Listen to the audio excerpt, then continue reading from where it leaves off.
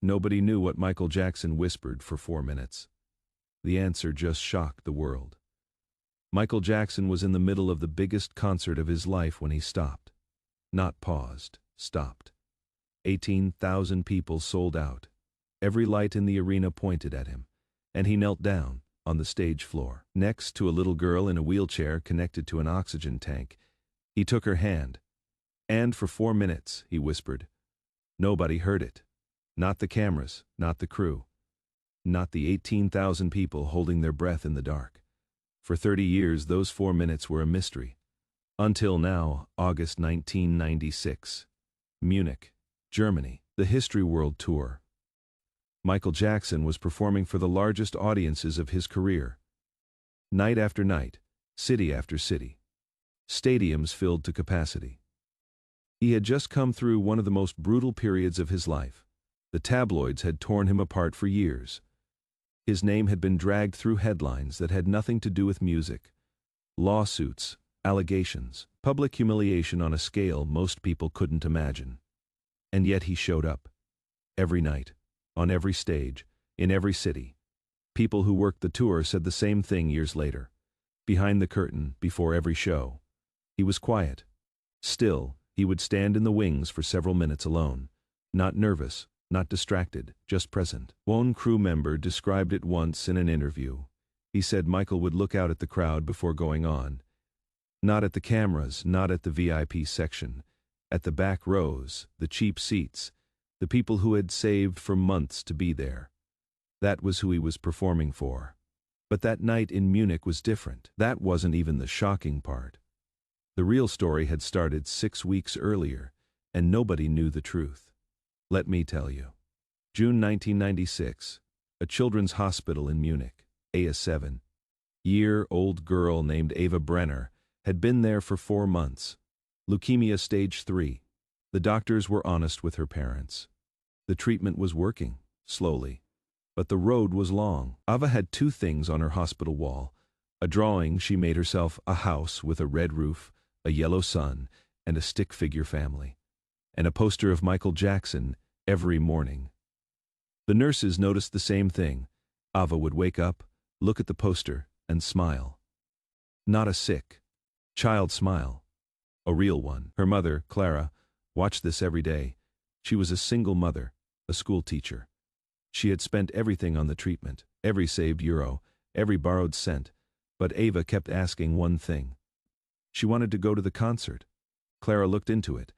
The tickets were gone, sold out in 4 hours. Even if she found one, Ava couldn't leave the hospital. She was connected to oxygen. She needed constant monitoring. Clara wrote a letter anyway. She sent it to Michael Jackson's management office in Los Angeles. 3 pages, handwritten in broken English. She described Ava, the poster, the morning smile, the red roof drawing. She didn't ask for much, just for Ava to somehow hear the music. She mailed it and forgot about it. She had bigger things to worry about. 3 weeks passed.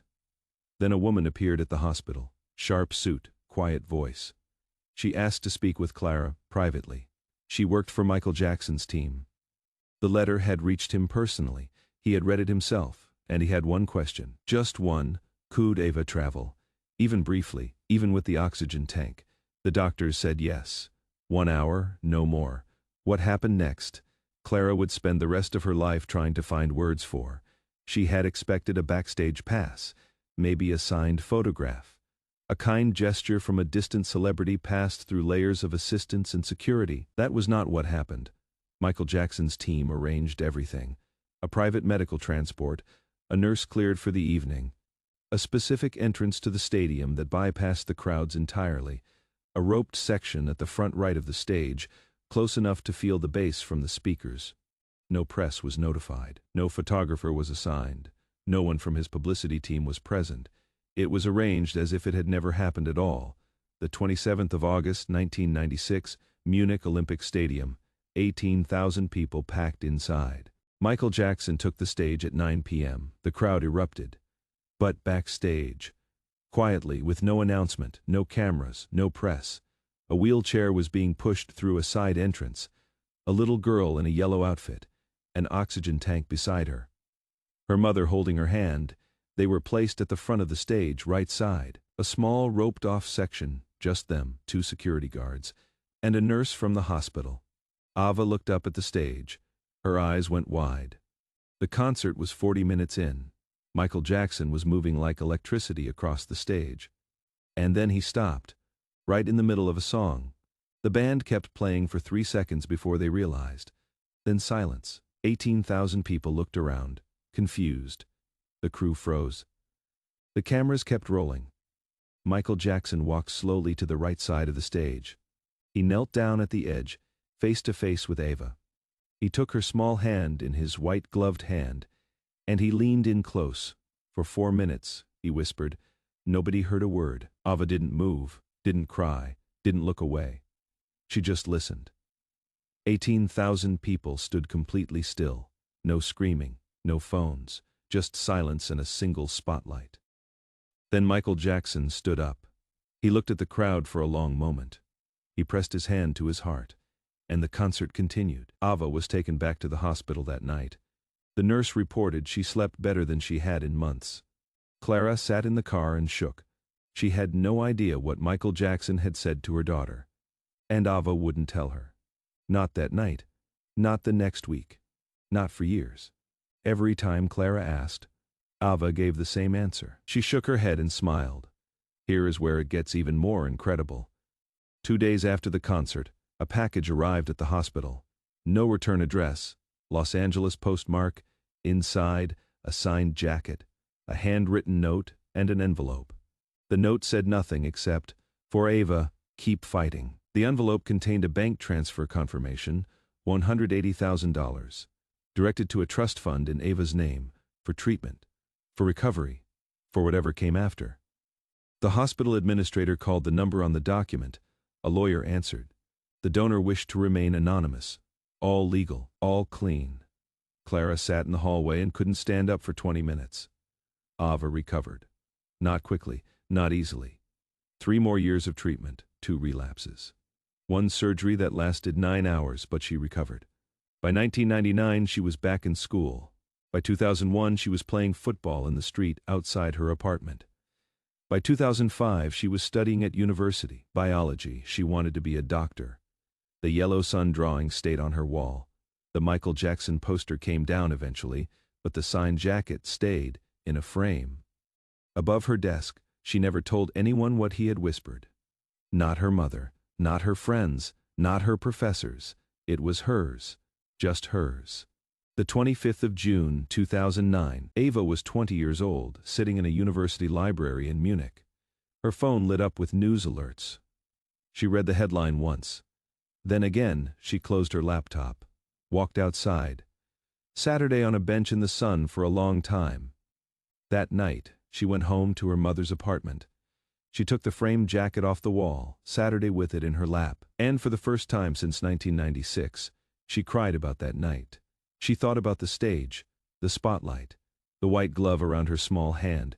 She had been 7 years old and she had not fully understood what that moment meant. Children rarely do. They feel things before they understand them. But at 20, she understood. He had left his concert in front of 18,000 people, on live cameras, with a world tour schedule that cost millions per night to run, and he had chosen to stop. For her, a child whose name he had never asked, whose face he had only seen in a photograph sent by a desperate mother in broken English. That was not a publicity move. That was not a calculated gesture. That was just a man who saw a child and decided she mattered more than the show. Ava sat with the jacket until dawn. Years passed. Ava became a pediatric oncologist, children's cancer. The same ward she had been in at age 7. She never talked about the concert publicly. Never sought attention. Never contacted the media. She did her work quietly, the way he had done his. There was one more thing that nobody knew for a long time. Every year on the 27th of August, the anniversary of that concert, a bouquet of yellow flowers arrived at Munich Children's Hospital. No card, no name, just flowers. Left at the front desk, the hospital staff assumed it was a former patient or a grateful family. They never investigated. After the essay went public in 2026, A journalist asked Eva about the flowers. She paused for a long time before answering. She said they had started arriving in 1997, 1 year after the concert, and they had never stopped. Not once in 30 years. Not even in 2009. Whoever had arranged them had set up something long-term, something that would continue regardless. The journalist asked if she knew who sent them. Ava said she had her suspicions, but that some things were meant to stay quiet.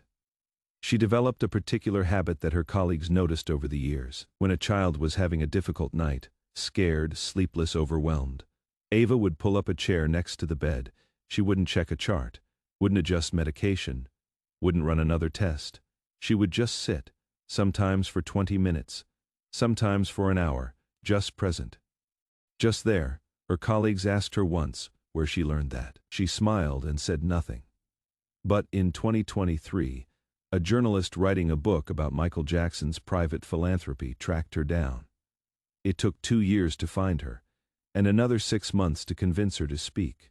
She agreed to one condition: the words stayed private until she was ready. In March 2026, Ava Brenner, now 37 years old, a doctor, a mother of 2, published a short essay in a German medical journal. The title was simple: 4 minutes. In it, she described that night. The stage, the spotlight, the white glove holding her small hand, and then she wrote what Michael Jackson had whispered. He hadn't told her she was brave. He hadn't told her she would survive. He hadn't made promises nobody could keep. He had told her about himself.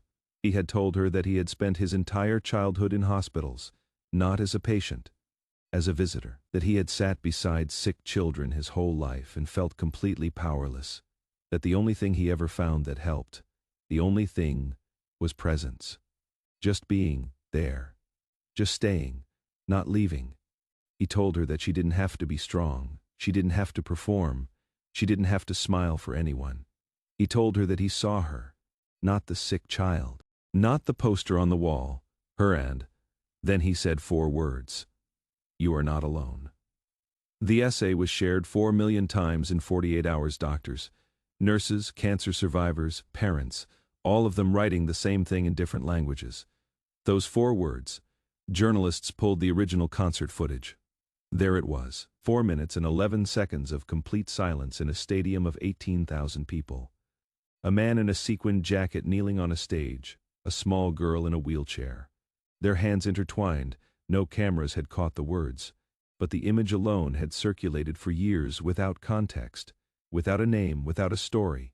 Now it had all 3. The Michael Jackson estate responded within a week.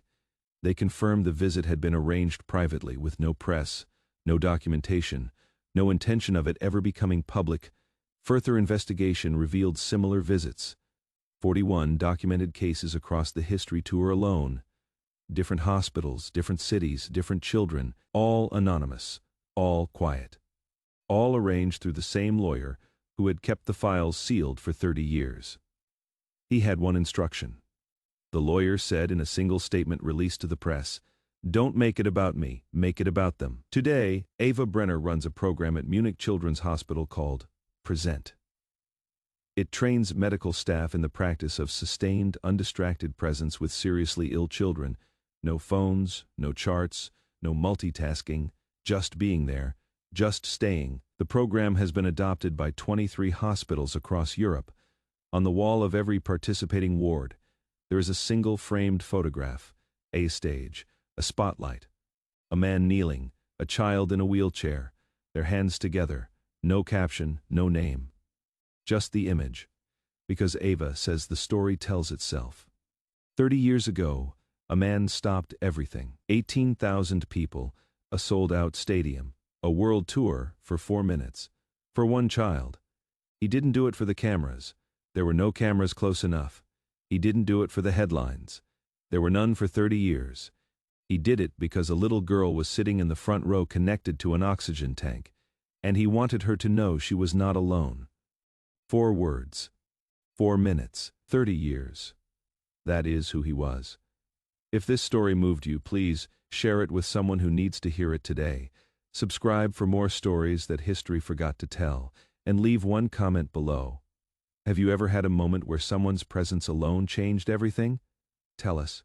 We read every single one.